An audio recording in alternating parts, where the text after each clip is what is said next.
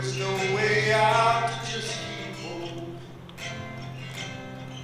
and to keep on never knowing till I've tried. I've learned more from my mistakes than I ever did doing something right.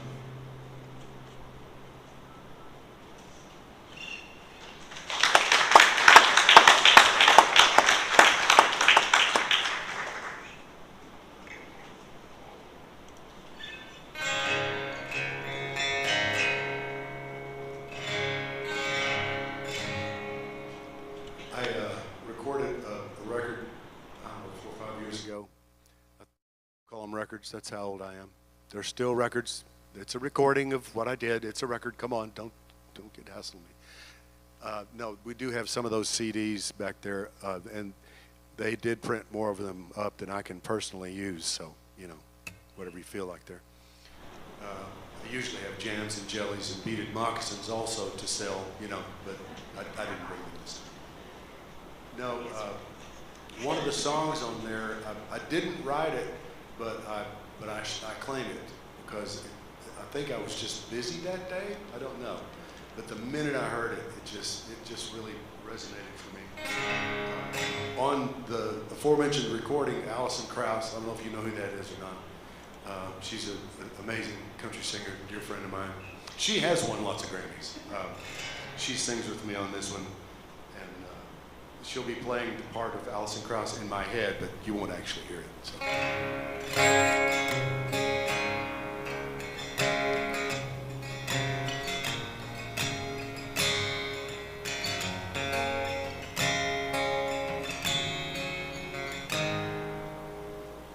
If God had a front porch, there probably wouldn't be a front door, just a welcome mat that said, "Come on in." There'd be music in the background, everybody just hanging out and laughing like a bunch of old friends. If God had a front porch,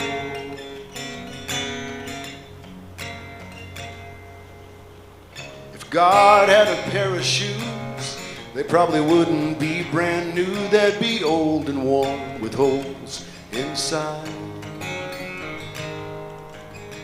They'd walk with you through the miles, every storm and every trial. They'd even carried you from time to time. If God had a pair of shoes,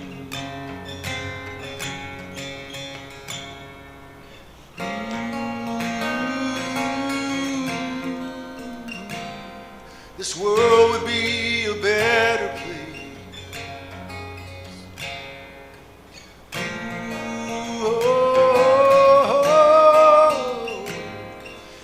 Offer us a better way. If God had a telephone, it'd be a number everybody knows, and you'd never fail to get him on the line. You could call in the middle of the night just to laugh, just to cry, and he'd never be the first to say goodbye. God had a telephone.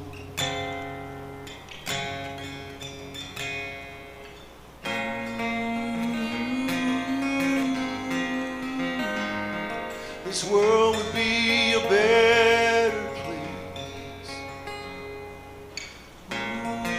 Oh, you'd show the world a better way.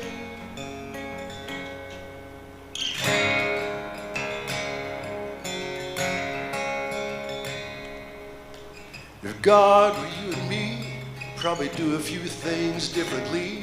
He'd worry less and love more than we do.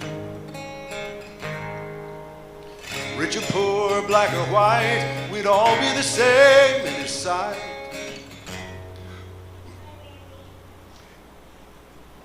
He'd always be the one you look up to. Yeah, the kind of friend who'd give his life for you.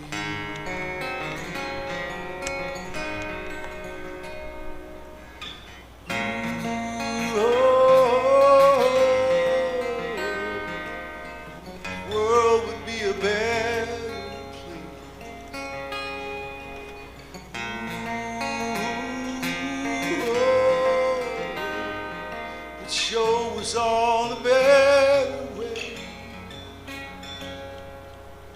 If God had a front porch, there probably wouldn't be a front door, just a welcome mat that said, come on in.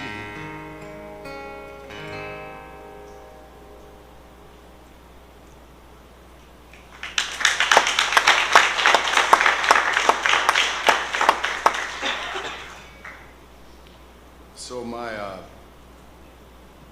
dad lived with my wife and I until he died Easter Sunday morning, right at sunrise, 2009.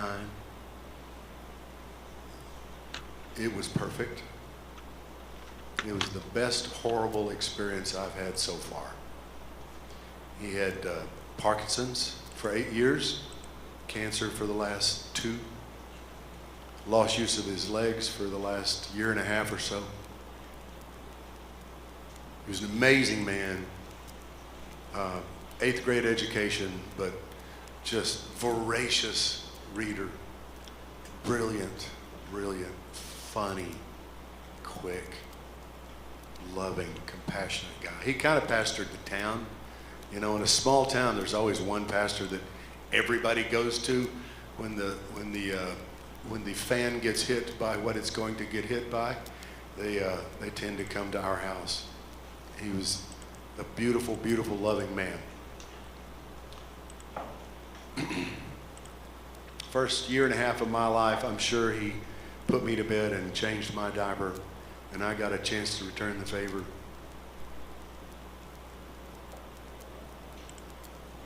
It was the best. It was the absolute best. And I know that sounds weird, but I'm just telling you.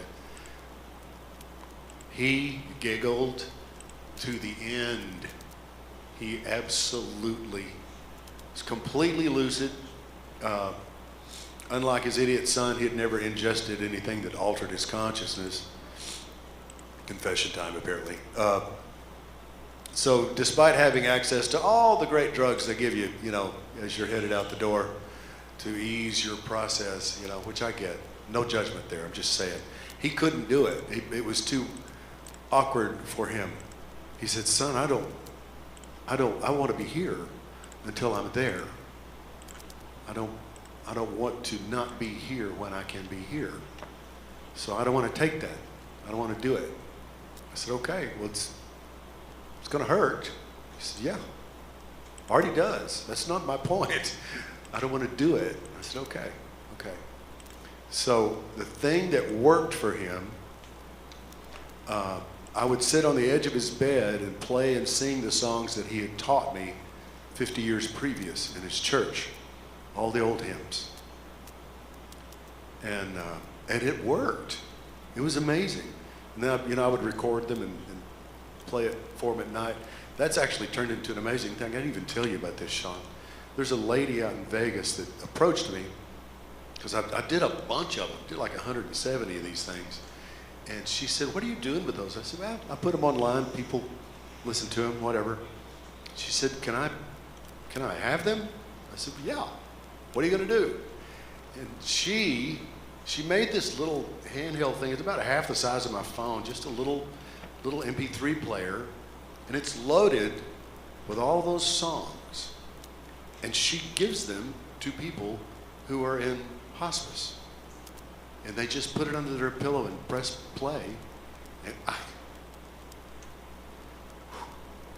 the emails that I get from them and from their kids and their families and stuff, it's just overwhelming how God has taken that experience and just blew it up. She's a smart lady. She did a great thing, and I'm grateful to be a part of it.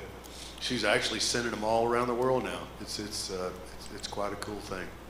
So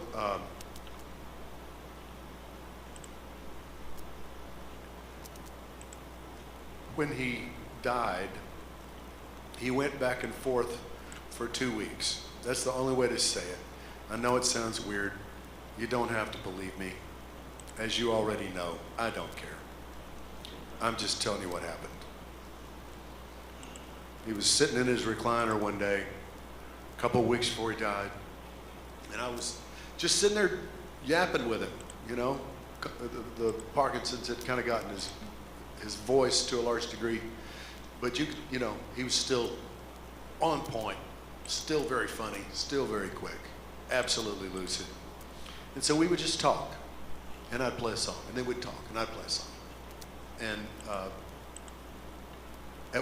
just suddenly the conversation stopped. And I looked over at him, and he was just locked up, just unblinking stare, unmoving. I was like, Dad? Hello? Hello? And, you know, I'm over there smacking his cheek and trying to feel for a pulse and see if he's breathing. He's gone. And, you know, I was just thinking, wow, that was a lot less dramatic than I was expecting. And I was just sitting there soaking in that moment for a couple of minutes. My brother and sister lived close to us there. And, you know, everybody knew it was imminent, but, you know, he was fine. We were talking just a second ago, right? And I was starting to call. I was thinking, okay, I got to call my brother, start this process. And in about 5 minutes, he came back, laughing, joyfully, almost uncontrollably laughing. And he had been visiting with his mom and dad. He was one of 6 boys, 3 of which had already died. And he was visiting with his mom and his dad and his brothers. And he had a lot to say about heaven. A lot. And I'm thinking, okay, I know he's not on drugs. I know he's not losing his head. He's not hallucinating. He's not, this is real. He did that 8 times within the next 2 weeks. The most dramatic one was my brother. I have a brother that's 6 years older than I am. We both grew up flying and music. He had a band in high school, got his pilot's license when he turned 16, the day he turned 16. As soon as you could, he got it. And I had a band in high school, soloed when I was 12. We've both flown our whole lives. He still plays, but has flown for a living. I still fly, but play for a living. His nickname is Crash. That does not really generate confidence to passengers, but still it's true. He came up through aviation the hard way. He wanted to be a fighter pilot. He was that guy. He was going to be a fighter pilot. That's all he wanted to do. But his eyes didn't pass the test. So he had to come up kind of the hard way. He crop dusted for 6 years to gain time and experience and save money to pay for his own check ride in a 737. Eventually went to work for Southwest, was with them for 35 years. Mandatory retirement about 3 years ago. You know, the whole scene they do with the fire trucks lined up on the tarmac and the water spraying, and, you know, 200, 300, 400 people there because he was much beloved and had a big party. And everybody's like, okay, Keith's going off into the sunset now. No. Monday morning, he became a lieutenant in the Williamson County Sheriff's Department.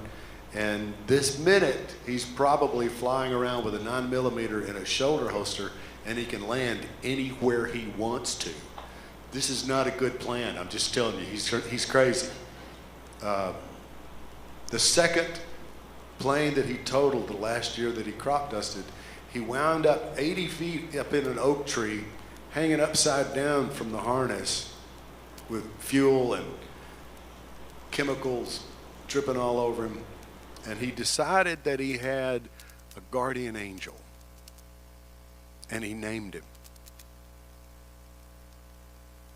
He didn't tell his wife.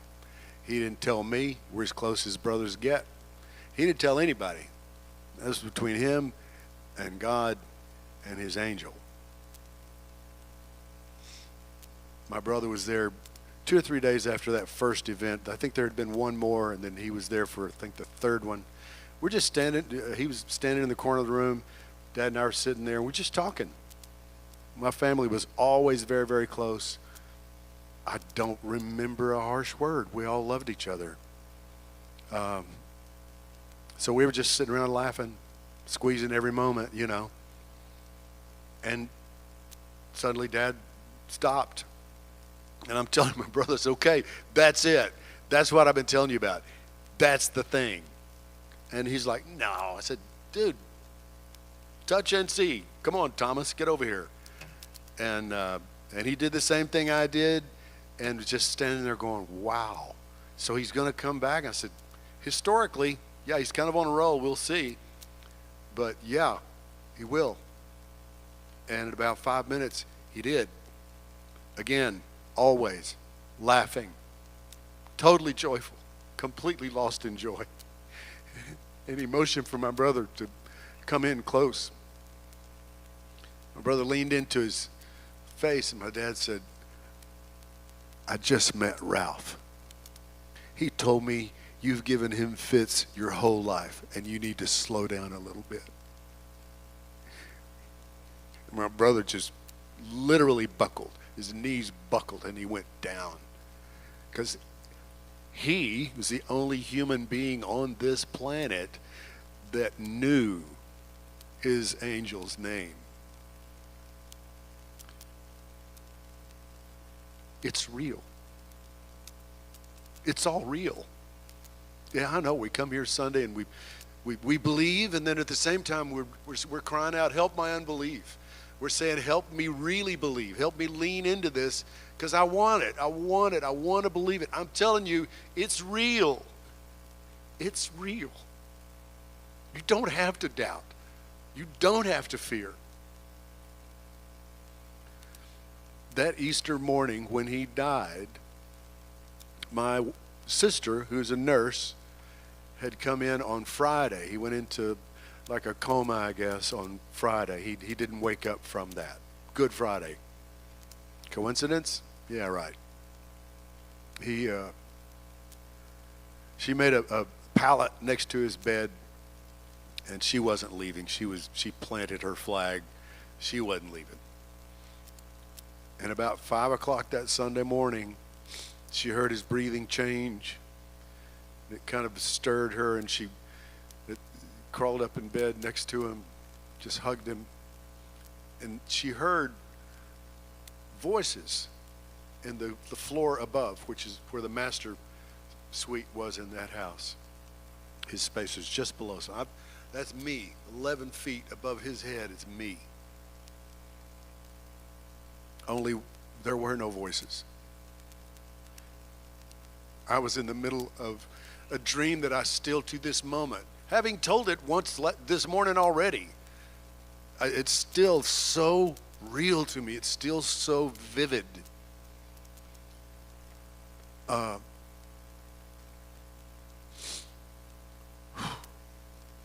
In the dream that played out almost to a T with one small change, my brother and sister and I were standing outside of his spot of the house. Like you drive past the front of the house and kind of come down the hill and turn the corner, and there was his spot. The three of us are standing there, and we're watching the guys from Harpeth Memorial Gardens wheel his body out. We're not speaking, we're just standing there. And in an instant, he stood right there with us. Only he made me look like I just died of cancer. He was beyond description beautiful. He was shockingly beautiful. He looked to be about 35-ish, just ripped in a way that I can't describe. I can't tell you. I couldn't stop staring at him. I was nothing else was visible to me. It was like I couldn't see anything but him. And he was perfect. And he was yapping. He was talking 90 miles an hour and laughing. And I remember in my dream thinking, I need to hear what he's saying. I'm sure this is important information that I can use, right? And I couldn't do it. I couldn't focus on it. I couldn't get my mind away from how gorgeous he was. I remember the last thing, only thing I remember what he said was the last thing. He said, kids, as much as I did my best to teach you about heaven, I was right, but I was wrong, because there's so much more.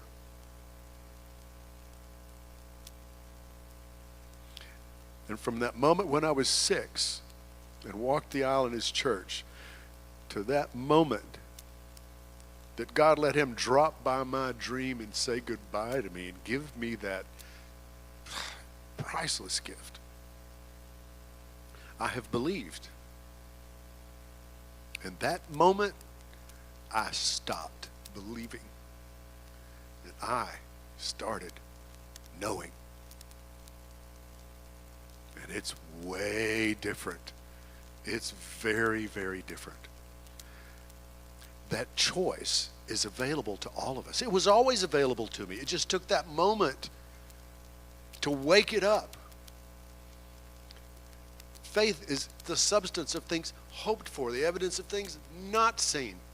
But when you really embrace it, when you really go all in, it's real. It's completely real. And it changes everything. I look at everything differently now. Nothing has been the same since that moment. My father's death became the fulcrum point of my life in Jesus. Absolutely. And I will never change. It seems to be increasing. I'm getting crazier. I believe it all. Oh, I should hurry. Sorry. I believe it all.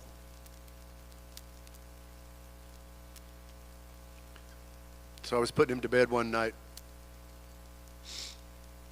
and there was a process, you know. It had to be perfect. You got to get this left shoulder pulled back a little bit. You got to get that pillow just right between his knees, and then kind of pull his feet back this way. When you can't really move, it's important how you start sleeping. It is.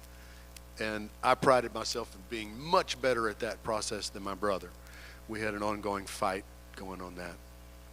But I was putting him to bed one night, and the whole time I was going through the process, you know, the bathroom and the teeth and the thing and the this and the that, and then carrying him, literally picking him up and putting him in bed and going through the whole thing. I'm whining. I can't even remember what it was. Whatever was bugging me that day. Because let's face it, that's what's generally most important to us. And it was to me that day. And I was just whining, going through the motions. I got to the end of it. I leaned down and kissed him on the forehead. Said, I love you, Pop. He said, I love you too. And I walked around his bed, and I reached for the light, and just as it got dark, just as my hand hit the switch, this Parkinson's-ridden voice out of the dark said, son, you've just got to put that in God's hands.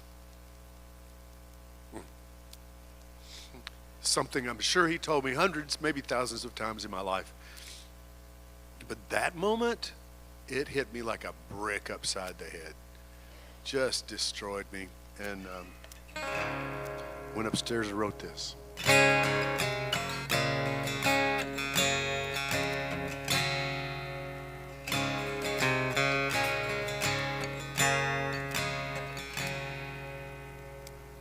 Where'd you start your journey? Where'd you get that load? What made you think you were the only traveler on this road? There's billions of us out here. You were never by yourself. All you had to do was bend your knee and ask for a little help and put it in his hand. There ain't nothing you ought to hold on to. Put it in his hands. He can take care of that for you. Try to understand. When you think that there is nothing you can do, you can put it in his hand.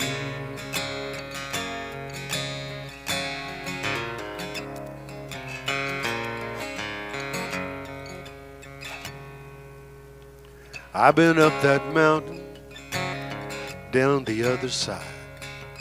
It probably wouldn't hurt me much to climb it one more time. You might need some company, I might need some too. And if I stumble, remind me the truth I just told you, to put it in his hands. There ain't nothing you ought to hold on to. Put it in his hands. He can take care of that for you. Try to understand. There are just some things you have to pass on through. Your part of the plan is just to put it in his hands.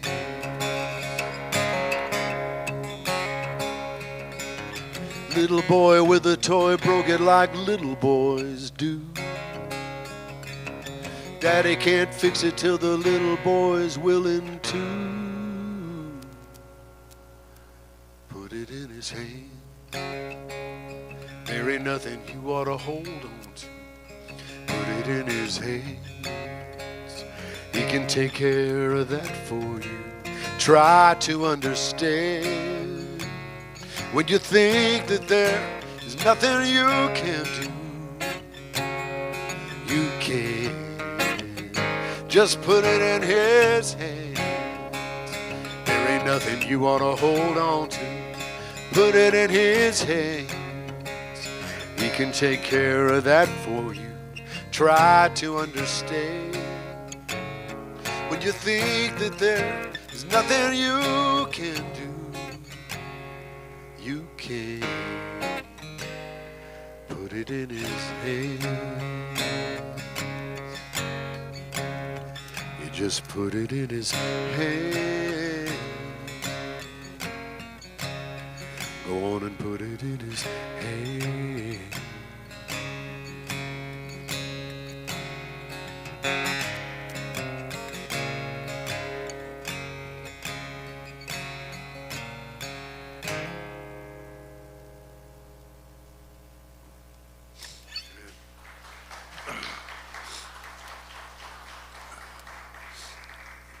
So I'll do one more song really quickly.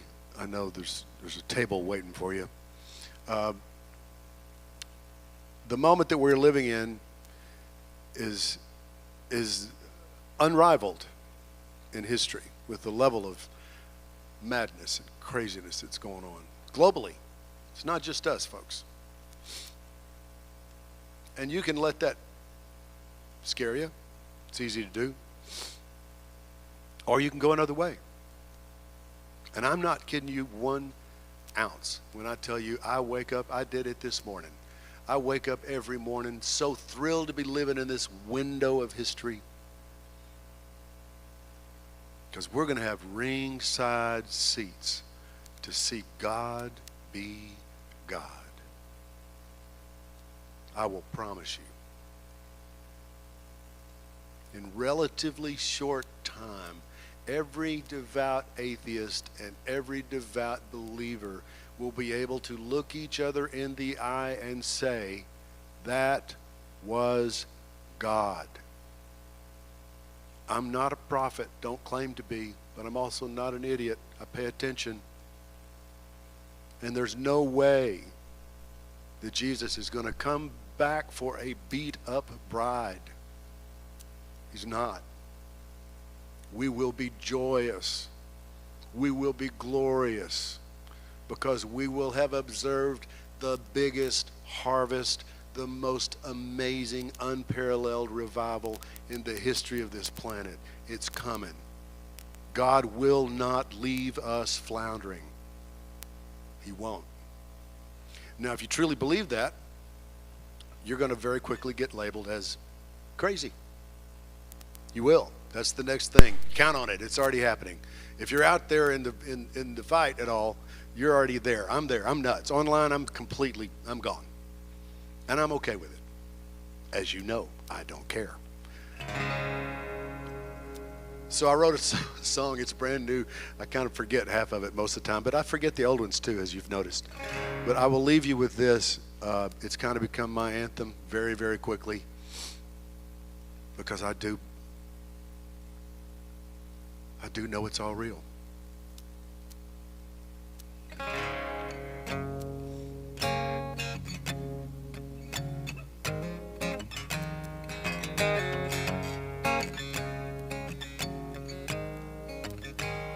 Call me crazy. I gotta tell you, friend, you will not be the first. Call me crazy, and you can rest assured that I've been called much worse. In this dead and wooden world, I guess I go against the grain. And for some, that lets them label me insane. But I really just don't care if you think I flipped my lid. Logic did not save me, Jesus did. I must be crazy.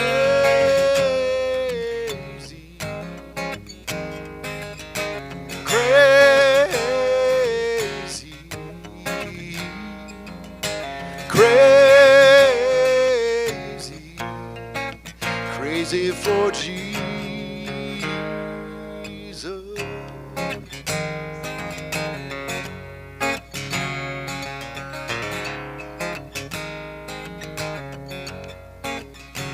Call me crazy. I believe that folks can be raised from the dead. Call me crazy for believing every word the Savior said. I believe the lame can walk and the blind can see again, and that Jesus' blood has covered every sin. I believe that all my friends and family who have died will be waiting for me on the other side. I must be crazy.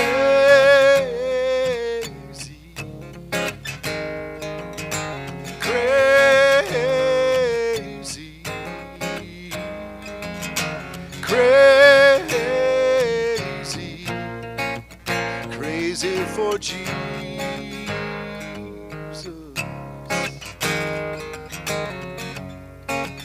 Crazy for Jesus.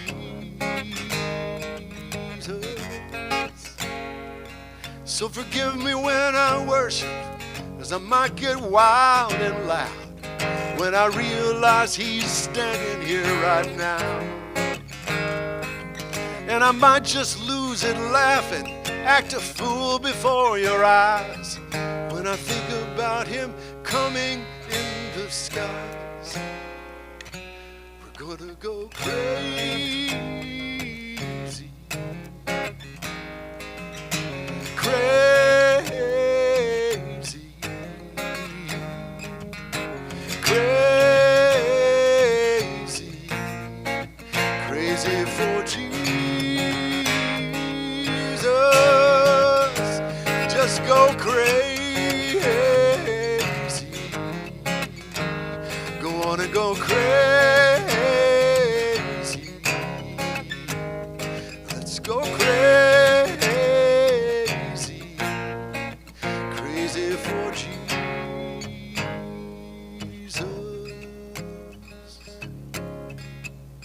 Crazy for Jesus.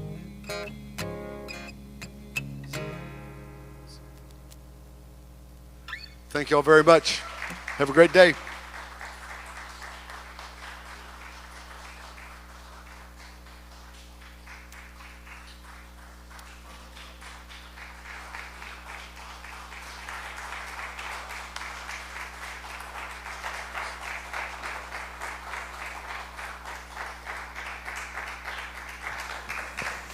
You know, the Lord loves us, and the reason I know that is because God gave us such a beautiful gift to send us someone the caliber and giftedness of Gary Chapman. Gary has come graciously, and we kind of brought him on faith, hoping that we'd raise enough money to support him coming when we know that he normally is paid much more than we're able to give him today. But anything you give, thank you so much, will help to underwrite his trip, his traveling expenses, and the cost of his ministry and all the wonderful work he does at his home in Franklin and Nashville. So thank you again. May the Lord bless you as you give, and thanks to all that he gives us.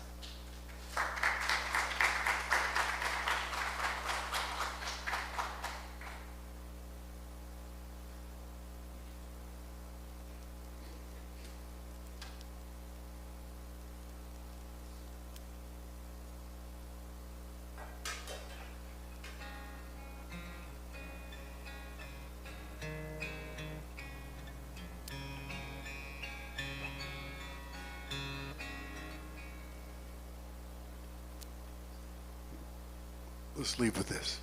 You know it. I heard some of you singing. Lean in. Here we go. Holy, holy, holy, Lord God Almighty, early in the morning, our song shall rise.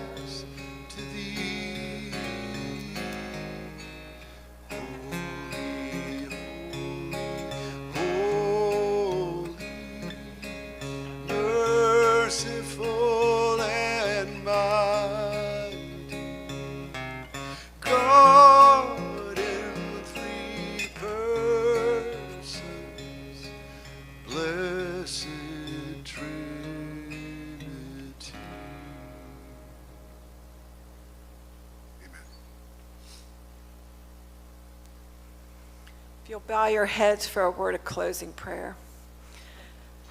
God, you are so good. You are so loving. You are so gracious. And we thank you for the ways you reveal yourself to us through the lives of the saints that have gone before and the saints that are here among us today.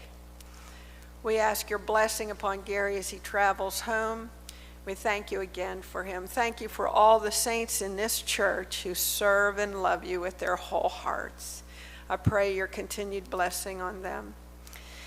And Lord, I pray that you would give your love in special ways, and that you would allow each of your gifts that are in each person here to be magnified as we serve you.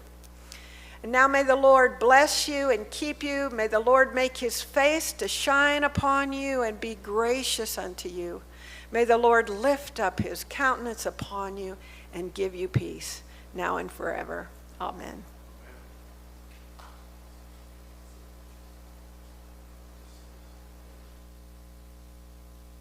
Go in peace and serve the Lord.